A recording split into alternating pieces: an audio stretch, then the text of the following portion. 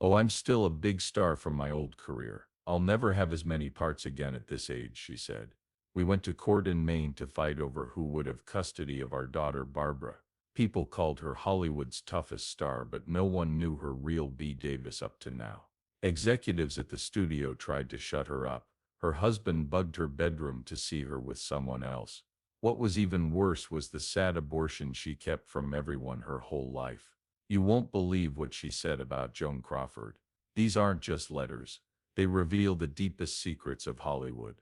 B. Davis was born in Lowell, Massachusetts on April 5, 1908. Her youth was shaped by having a broken home. Her dad, Harlo Morel Davis, was cold and not close to her. Ruth Favor, her mother, was very strict and religious. Their marriage was tense, and they got a divorce in 1915. BB was 7 years old at the time. She later said she felt better, which most kids would be sad about. That moment showed how quickly she learned to keep pain away from herself. Following the split, Bette and her sister Bobby were raised by their mother alone. To help them out, she worked as a photographer. BB learned a lot about being independent from seeing her mother run the household. The loss of her father left a hole that she later tried to fill by dating older men. She would do that over and over again for the rest of her life. She was married 4 times, but each one ended in divorce. The rules her mom set were very strict. It was very traditional where Bette grew up. She once said that she was the most humble virgin who had ever lived. This didn't go with the picture she was going to show later on the screen. She was interested and sensitive, but she had never been in a relationship or had sex before. Hollywood in the 1930s was sexy and wild, and Bette didn't feel like she fit in. She had to lie on a couch while male players kissed her one after the other during her early screen tests. She did tests on 15 guys that day, and later she said she was so embarrassed she thought she might die. At the same time, she married Harmon Oscar Nelson in Yuma, Arizona on August 18, 1932. The rules her mother set for her, even though she was 24 years old. Things went wrong with the marriage right away. Bette made $1,000 a week, while Nelson made $100. That difference made things tense. At that time, men decided how much money their wives could make. Without his okay, she couldn't even buy a house. Nelson thought that her success put her in danger. Their relationship ended as her fame grew. He tried to get her to end 2 pregnancies. Back then, abortion was against the law and very dangerous. He asked for a divorce in 1938. After being married for 7 years, she read too much, he said. The New York Times said he was mad that she read books and plays even when people were over. Bibi Bulid didn't disagree with the claim at first, but she later gave a hint of a deeper reason. They were married at the time, but she had an affair with Howard Hughes, a famous airline magnate. In 1931, B. Davis came to Hollywood. She was only 22 years old and no one knew who she was. She didn't have any glitz, fame, or a real welcome. Even though Universal Studios hired her, the people in charge thought she was a mistake as soon as she got there. Carl Lemmel, who ran the studio, almost fired her right away. Carl Finn, the cameraman, saved her because he thought she had pretty eyes that would look good on film. She had one chance because of that small praise, but it didn't last. After a short time, Davis heard Carl Lemmel Jr. Some people said she had about the same sex appeal as Slim Somerville, one of the awkward-looking male players in her first movie, The Bad Sister. She was hurt, but she still tried to fit in. She asked Jack Pierce, a makeup artist, for help. Instead of giving her hope, he told her all the things that were wrong with the way she looked. Her hair was dull and her eyes were too short, he said. Also, her mouth was too small. He said her neck was too long and she looked like a fat little Dutch girl. Even though he tried to fix it with makeup tips, it was already too late. The worst part then came. She had to change a baby's diaper during a scene. She didn't know the baby was a boy. On black and white video, she turned bright red the first time she saw male genitalia. It looked like her face was very dark gray. She felt ashamed. It did not get better. After shooting was over, she and her mom went to San Bernardino to see a sneak peek. Davis felt so bad about how she did that she left the movie early and cried the whole way home. She made 5 more movies between 1931 and 1932, but none of them did well. She was dropped by Universal in 1932. That could have been the end of her career. Then George Arles came along. He had been an actor for 63 years and was well known. It was Davis's choice to star with him in Warner Brothers' The Man Who Played God. It was a surprise choice. He knew he was too old for a love story, so he looked for a young performer who could be both loving and admiring. He thought Davis was the only one who could do it after seeing other women. Her life changed because of that part. Perk Westmore, a makeup artist, told her to bleach her hair yellow. Davis agreed. She said afterward that it was the first time on TV that she looked like herself. The change made it work. Jack Warner saw a rough cut of the movie and hired her for $400 a week for 5 years, which is about $8,400 today. Even the critics were pleased. Her looks and charm were praised by the Saturday Evening Post, which said she was like big stars like Constance Bennett. She did such a great job that Arles was shocked. He wrote about this in his book in 1940. He said that he thought Davis would give the part a nice little depth. She always said that he helped her find her place in Hollywood. Warner Brothers didn't treat her like a big star even after this big break. They kept casting her in small movies with weak parts. She took a chance with RKO in 1934. After other actors turned down the part of Mildred in Of Human Bondage, they offered it to her. It was one of the most difficult roles of her career. She played a woman who was mean and insecure. The critics were shocked. Life magazine said it was likely the best performance by a U.S. actor ever seen on film. Said actress. A lot of people were angry when the Academy didn't include her in the list of nominees for an Oscar. She was nominated with Norma Shearer, who also pushed for her to be honored. In response, the Academy let people write in their votes, which was the first and only time that had ever happened. Davis didn't win, but it was clear what he meant. In 1935, Bette Davis got the attention she had been fighting for at last.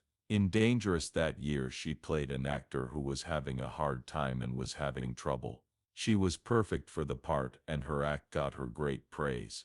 People who didn't like her thought she was strong. Ian Picture Post Arnott Robertson said that Davis might have been killed as a witch if she had lived 200 or 300 years ago. He said that she had an energy that was too strong to be normal. The New York Times also said nice things about her. People in Hollywood said she was becoming one of the most interesting actors. The Academy Award for Best Actress she won that year was her first. Davis didn't want to celebrate, though. She didn't think the award was for Dangerous at all. She saw it as a late thank you for her role in Of Human Bondage the previous year. It was what she called a comfort prize. The win was still important. Making that movie helped her get into Hollywood and proved that no one could ignore her ability. In 1936, Bette Davis had just won her first Oscar for her role in Dangerous. Few people in Hollywood talked less about her than anyone else. She wasn't in charge of her fame when she was 28 years old, but most people could only dream of it. Warner Brothers picked out her stories. They picked the people she worked with. She was fed up with being told when and what to say. Davis was making $1,250 a week at that time. During the Great Depression, that was a good amount of money, but not nearly as much as male stars were making. Jack Warner told her he would give her an extra $2,250 a week. The price went up by 80%. It would have been taken by most performers. Davis wasn't. She asked for something that shocked everyone through her lawyer, Mike Levy. She asked for $3,500 every week.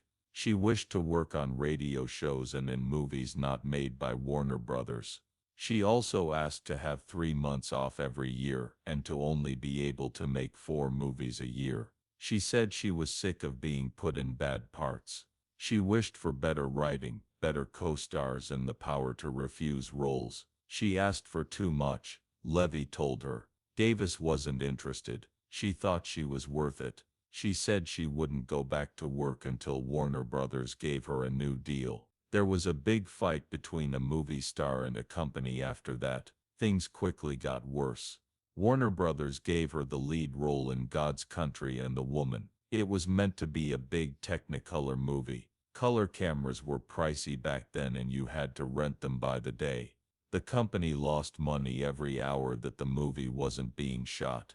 When Davis said no to the part, Warner Brothers lost time and had to pay more for tools. Even though Beverly Roberts was put in her place, the damage had already been done. Davis also turned down Mountain Justice, a movie that was written just for her. He told her a lie to get her to come back to him. He told her that he owned the rights to Gone with the Wind and that she could be the star. Davis wasn't sure about it.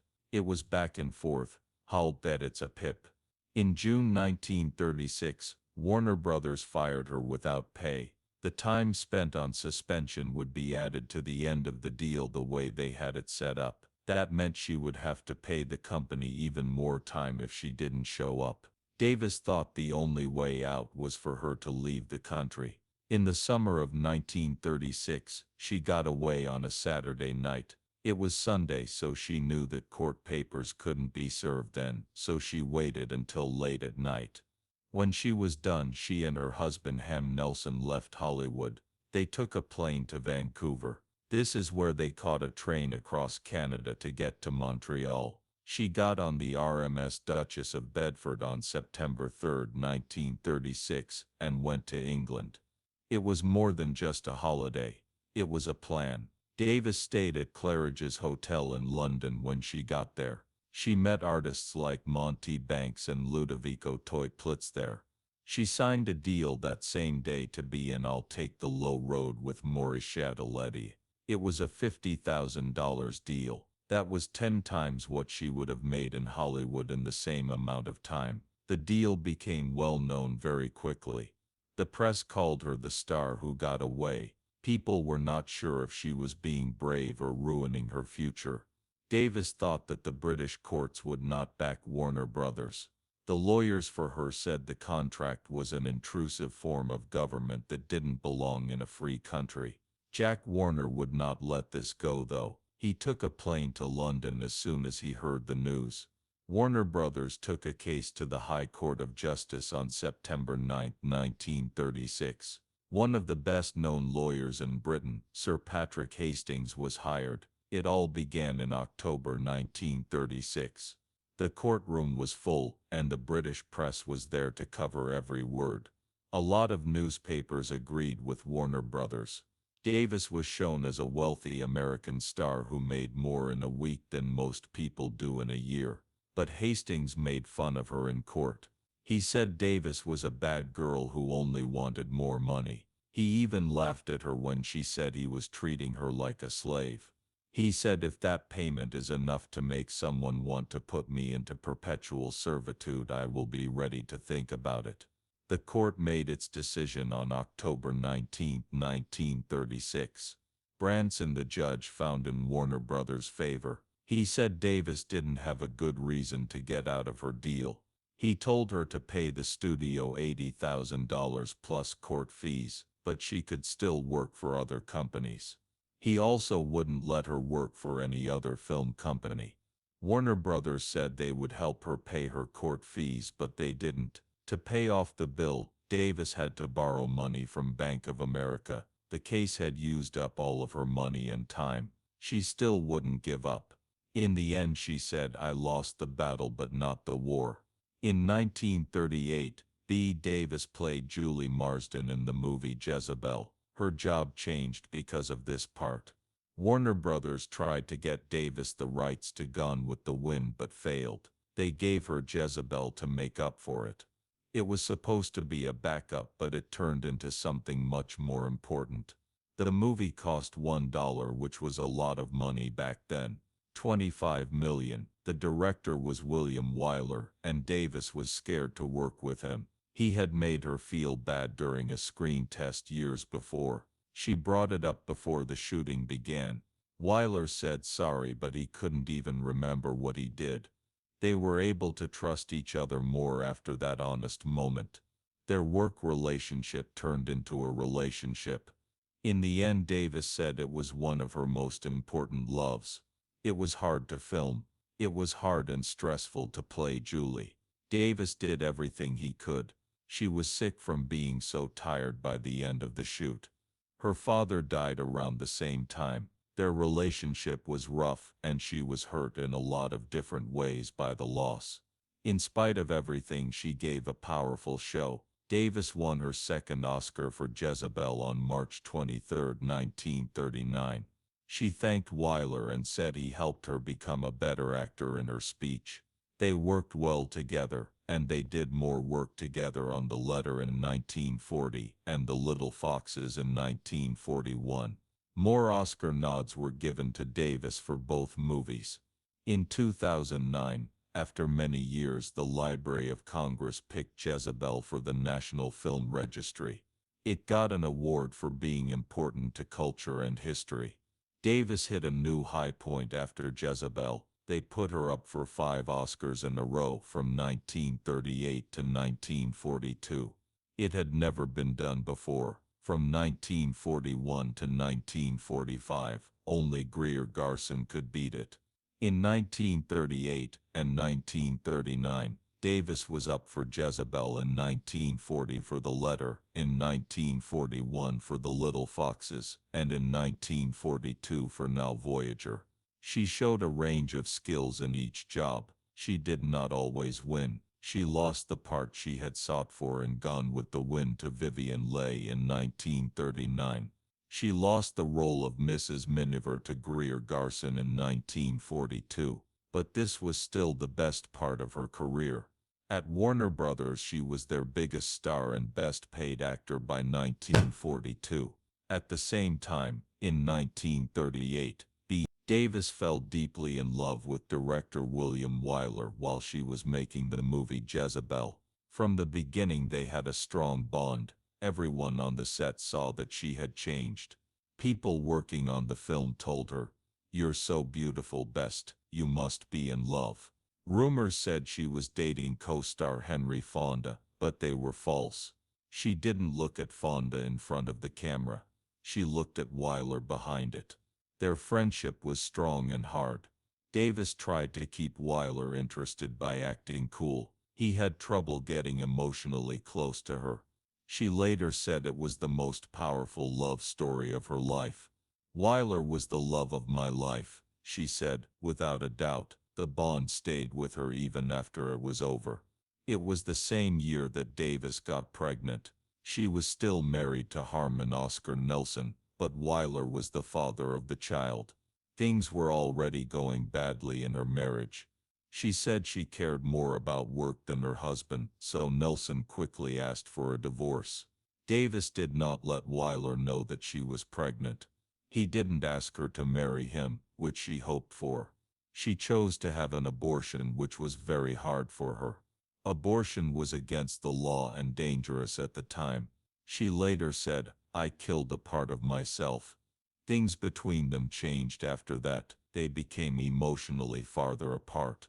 In 1940, Wyler came back with a marriage proposal and a threat: marry him within a week or lose him forever. Davis said no. She always felt bad about the choice she made. Davis began having an affair with Howard Hughes in late 1938. She was still married, but she was sad. "I was flattered. I was married. I was bored. I accepted." Her husband thought there might be something wrong and hired a private detective. Davis and Hughes were caught in bed by the police. Nelson had set up bugs in the house. He went so far as to storm into the bedroom. Hughes tried to hit him, but missed. Nelson used the proof of the affair to get money. He asked Hughes for $70,000 and Davis for $10,000. In 1938, that was a big amount, more than $1. $5 million right now. He said he would put the tapes out there. Back then, cheating on your spouse could ruin your job. They got a divorce in December 1938, after being married for 7 years.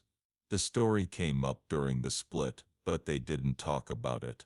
Hughes and Davis's relationship didn't last, but the damage they did that year stuck with Davis. The thought of Wyler did too. She could never really let go of him.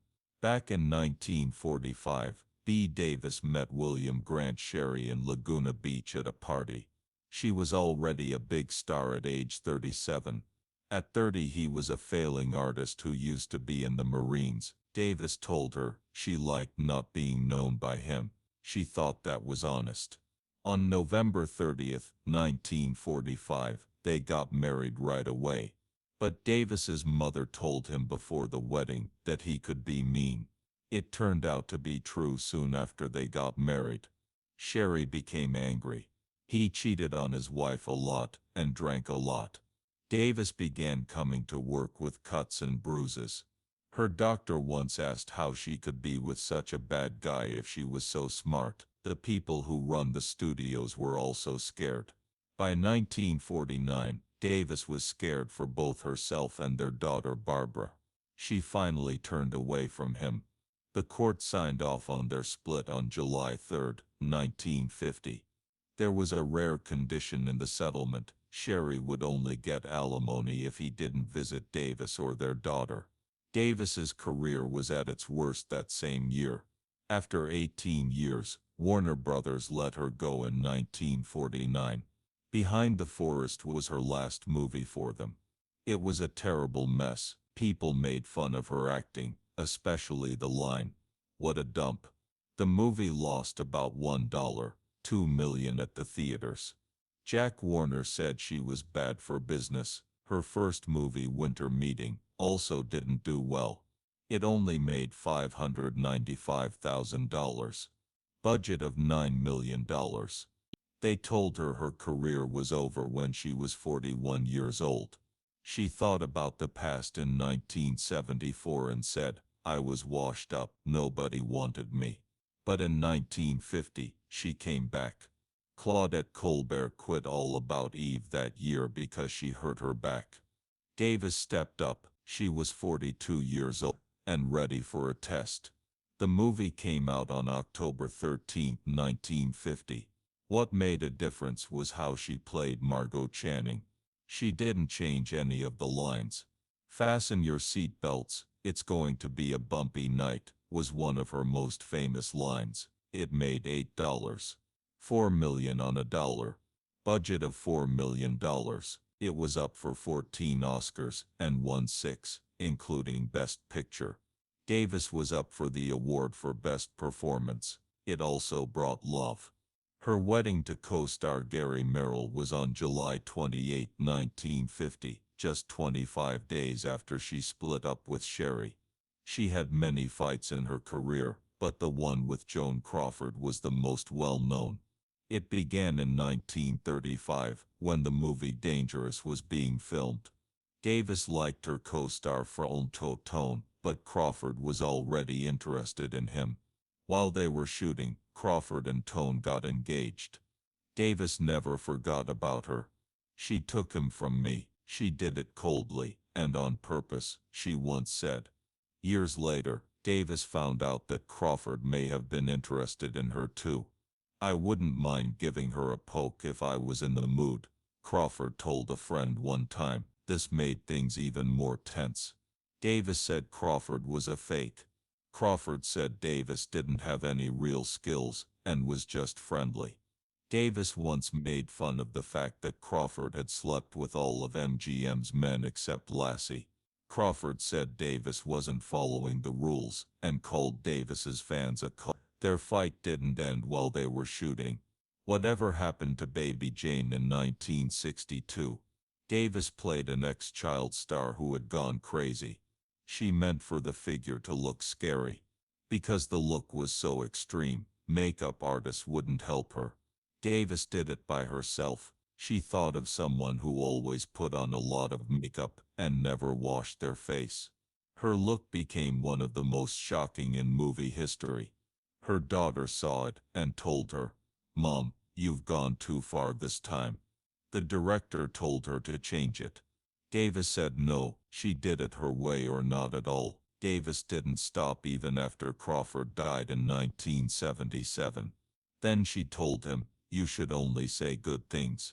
Joan Crawford is dead." Good. She played a part that showed the world how strong her acting could be when she was 71 years old. It was 1979. Strangers is a movie about a mother and her daughter. Even though it was on TV, it had the dramatic weight of a big motion picture. Davis played Lucy Mason, an old woman who has been angry for a long time and has become hard. Gina Rowlands took part. Hey. Abigail, her daughter, who she hasn't seen in years, comes back with bad news. She wants to make peace before it's too late because she is going to die soon. After that, Davis gave one of the most moving acts of his career. Some reviewers said the movie was like Autumn Sonata in terms of endearment. They liked how Davis and Rowland played off of each other with raw feeling while staying in charge. One reviewer said it was one of the best movies made for TV. For her work in a limited series or special, Davis got an Emmy in 1970 along with her 2 Oscars. It was her first Emmy, and a big moment in her career. However, the Emmy wasn't the only award she won at that time. Davis made history at the Beverly Hilton Hotel in Los Angeles on March 1, 1977, 2 years before. She was the first woman to receive the American Film Institute Lifetime Achievement Award that night. A lot of people watched the event. William Wyler, who directed her in Jezebel, was there to honor her. Richard and Jane Fonda were too. Olivia de Havilland, who had been her competition for a long time, came to honor her. President Jimmy Carter sent a message of happiness. He was 68 years old and had been in 87 movies. She made history in a field that didn't have room for strong women. She didn't try to hide who she was during her speech. What did she say?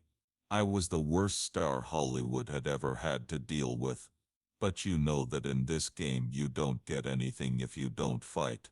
Everything changed in that 1 month. Her job got really hot again. She became very popular all of a sudden, and her name came back into the public eye in a way that no one saw coming. Kim Carnes' song "Bette Davis Eyes" was the most popular hit in the United States in 1981. It was #1 for more than 2 months. It made Davis famous to a whole new group of people who had never seen her movies before. Then the blow she didn't see coming hit her. Davis was hurt so badly by a deception in May 1985 that she never fully recovered. At the time, she had just had major surgery and a stroke. Her one and only real child, Bette Hyman, wrote an open and honest autobiography called My Mother's Keeper. It took 256 pages to read the book of charges. It made Davis look like a shady drinker who faked suicide attempts and kept her daughter home from school to work as her helper. This book came out while Davis was still living and working, while Mommy Dearest came out after Joan Crawford died. It was a bad time. Gary Merrill, who used to be married to Davis and Bette, said in an interview with People magazine that the book was written out of cruelty and greed. Davis told Catherine Chirac, a close friend, "This book has killed me.